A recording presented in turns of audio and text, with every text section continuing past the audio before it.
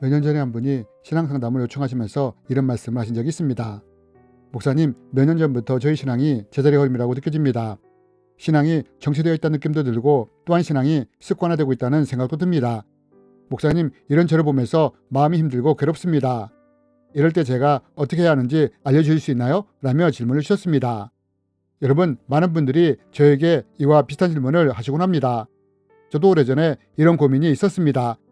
은혜가 충만할 때가 있었는데 어느 순간 은혜는 떨어지고 신앙이 정체되어 있다는 느낌이 들었습니다. 이때 이런 정체된 신앙을 극복하고 싶었지만 어떻게 극복해야 할지를 몰랐습니다. 그래서 오랫동안 정체되고 습관화된 신앙생활을 한 적이 있습니다.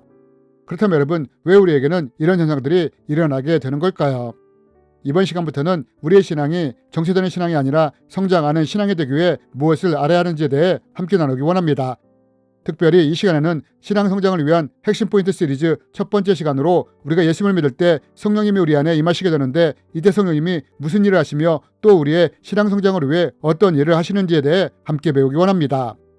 여러분, 많은 분들이 우리가 예수님을 믿으면 성령님이 우리 안에 임하신다는 것에 대해 잘 알고 있습니다. 이에 대해 예수님도 이렇게 말씀하시지 않았습니까? 내가 아버지께 구하겠으니 그가 또 다른 보혜사를 너에게 주사 영원토록 너희와 함께 있게 하리니 그는 진리의 영이라. 세상은 능히 그를 받지 못하나니 이는 그를 보지도 못하고 알지도 못함이라. 그러나 너희는 그를 아나니 그는 너희와 함께 거하시며 또 너희 속에 계시겠습니다. 여러분, 예수님이 뭐라고 말씀하십니까? 예수님은 하나님이 성령이신 보혜사를 우리에게 보내실 것인데 이 성령님이 우리와 함께 할 뿐 아니라 우리 속에도 거하신다고 말씀하시지 않습니까? 그러면 언제 성령님이 우리 안에 거하게 되시느냐? 우리가 예수님을 믿을 때 이때 성령님이 우리 안에 임하시게 됩니다. 사도 바울이 말한 것처럼 우리가 구원의 복음을 듣고 믿을 때 성령님이 이 믿음의 통로를 통해 우리 안에 임하시게 되는 것입니다. 아마도 많은 분들이 이에 대해서는 잘 알고 있을 것입니다. 하지만 여기서 우리가 주목해야 할 것이 하나 있습니다. 그것이 무엇이냐? 그것은 많은 분들이 성령의 임재에 대해서는 잘 알고 있지만 이렇게 임재하신 성령님이 우리 안에서 무엇을 하는지에 대해서는 아는 분이 그리 많지 않다는 것입니다. 여러분, 왜 많은 분들의 신앙이 처음에는 은혜와 감격으로 시작하지만 시간이 지나면서 정체되거나 습관화되는 경우가 많으냐? 그것은 우리 안에 임하신 성령님이 어떤 일을 하시고 우리를 어디로 어떻게 인도하시는지를 잘 모르기에 따로노는 경우가 많기 때문입니다. 그러나 만약 성령님이 우리 안에 임하신 이유와 목적을 알고 우리가 이 성령님의 뜻을 따라간다면 어떻게 될까요? 성령님의 인도하심을 받기 시작한다는 것입니다. 성령님과의 동행이 시작되는 것입니다. 그리고 이렇게 성령님과 동행할 때 우리의 신앙에 놀라운 변화와 성장이 일어나게 되는 것입니다. 그렇다면 여러분, 우리 안에 임하신 성령님은 과연 어떤 일을 하시며 우리를 어떤 길로 인도하기를 원하실까요? 여러분, 앞에서 말씀을 드렸지만 우리가 구원의 복음을 듣고 믿을 때 성령님은 이 믿음의 통로를 통해 우리 안에 임재하시게 됩니다. 정확히 말하면 우리의 영 안에 임하시게 됩니다. 인간은 영과 혼과 육체로 구성되어 있는데 성령님이 우리 영 안에 거하시는 것입니다. 그럼 성령님은 이렇게 우리 안에 임재하시게 되는데 이제 성령님이 임하시면서 우리 안에서 첫 번째로 하시는 일은 무엇일까요? 그것은 바로 성령님이 저에 대하여 말씀을 하신다는 것입니다. 여러분, 성령님은 성스럽고 거룩하신 영입니다. 그래서 거룩하지 못하고 죄가 있는 곳에 거하시지 않습니다. 이런 이유로 성령님이 우리 안에 거하실 수 있도록 가장 먼저 죄에 대해 회개하도록 이끄시는 것입니다. 이래서 우리가 성령의 임재 체험을 하게 될 때 죄에 대한 회개를 하게 되는 것입니다. 저도 고등학교 때 성령의 임재 체험을 하게 되었는데 이때 영화 스크린처럼 저의 죄가 펼쳐졌습니다.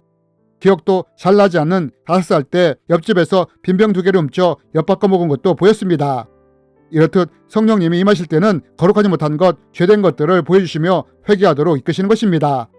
이것이 성령님이 우리 안에 임하실 때 첫 번째로 하시는 일입니다. 그러면서 또 성령님이 하시는 일이 무엇이냐? 예수님은 이렇게 말씀하셨습니다. 내가 아버지께로부터 너에게 보낼 보혜사 곧 아버지께로부터 나오시는 진리의 성령이 오실 때에 그가 나를 증언하실 것이요. 여러분, 성령님이 우리 안에 마시면서 또 두 번째로 하신 일이 무엇이냐? 그것은 성령님이 예수님을 구세주라고 증언하신다는 것입니다. 이와 함께 예수님이 구세주라는 확실한 믿음을 우리 안에 심는다는 것입니다. 이로 인해 우리가 성령에 의해 예수님을 주라 시인하게 되는 것입니다. 물론 우리는 성령이 임하시기 전에도 예수님에 대한 믿음을 가질 수 있습니다. 하지만 이 믿음과 성령에 의해 가지게 된 믿음과는 어떤 차이가 있느냐? 우리는 이것을 베드로를 통해 볼 수 있습니다. 베드로는 예수님을 향해 주는 그리스도시요 살아계신 하나님의 아들이라고 신앙 고백을 했습니다. 그러나 이렇게 신앙 고백을 한 베드로가 제사장의 뜰에서 두려운 성을 만났을 때는 어떻게 했습니까? 주는 그리스도시요 살아계신 하나님의 아들이라고 고백했던 베드로가 예수님을 3번이나 부인하지 않았습니까? 그러나 이랬던 베드로가 오순절 마가다락방에서 성령 강림을 체험한 후에는 어떻게 됩니까? 사람들이 베드로를 감옥에 가두고 매질을 해도 그의 신앙이 요지부동하지 않았다는 것입니다. 이렇게 성령에 의해 믿음을 가지게 될 때 우리의 믿음이 확고하게 되는 것입니다. 그리고 성령님이 이 믿음 위에 구원의 인을 지시는 것입니다. 그 안에서 너희가 구원의 날까지 인치심을 받았느니라. 또 이와 함께 성령님은 이런 우리를 하나님의 자녀로 삼으시는 것입니다. 여러분, 이러한 것들이 우리가 예수를 믿을 때 성령님이 우리 안에 임재하시면서 하시는 일들입니다. 그리고 이런 과정을 통해 우리가 성령으로 거듭났다고 말을 하는 것입니다. 그런데 여러분, 우리가 여기서 꼭 알아야 할 것이 하나 있습니다. 그것이 무엇이냐? 많은 분들이 예수를 믿고 성령으로 거듭날 때 이것으로 신앙의 목적을 이루었다고 생각하시는 분들이 많다는 것입니다. 물론 성령으로 거듭나 구원받는 것이 신앙에 있어서 가장 중요한 목적 중에 하나이긴 합니다. 왜냐하면 이렇게 우리가 성령으로 거듭날 때 우리의 생명이 지옥에서 천국으로 옮겨지기 때문입니다. 하지만 이뿐 아니라 성령님이 우리 안에 여전히 머무시는 중요한 목적이 또 있다는 것입니다. 그리고 우리는 이것이 무엇인지를 알아야 한다는 것입니다. 왜냐하면 많은 분들이 이것을 모르기에 신앙이 더 이상 성장하지 않고 정체되거나 습관화되는 경우가 많기 때문입니다. 그럼 여러분, 성령님이 우리 안에 임하시는 이유가 우리에게 구원의 일을 지며 구원하시는 것이 가장 중요한 목적이라면 이와 함께 우리가 또 기억해야 할 성령 임재의 중요한 목적은 무엇일까요?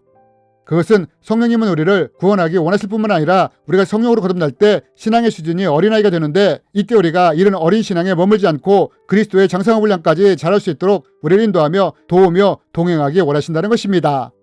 즉 우리의 신앙을 성장시키기를 원하신다는 것입니다. 이것이 또한 성령님이 우리 안에 임재하시는 또 다른 중요한 이유인 것입니다. 그렇다면 여러분, 성령님은 어떤 식으로 우리의 신앙을 성장시켜 나가실까요? 이에 대해서는 다음 편을 통해 더 자세히 나누기 원합니다. 주님의 이름으로 여러분을 축복합니다.